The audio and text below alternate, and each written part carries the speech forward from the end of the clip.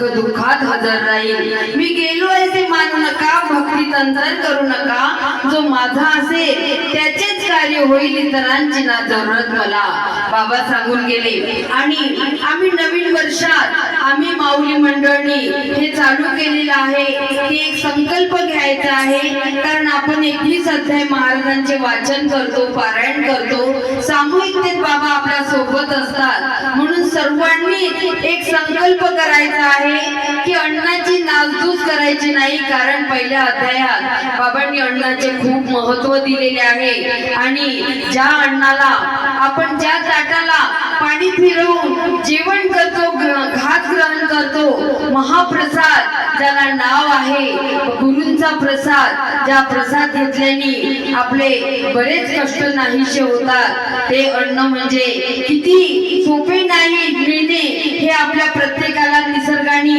आपल्याला भाग्याने दिलेले असते। आणि त्या ताटात एक कण सुद्धा उष्ट टाकायचं नाही, हे प्रत्येकाने संकल्प घ्यायचा आहे। आणि कुठेही असो,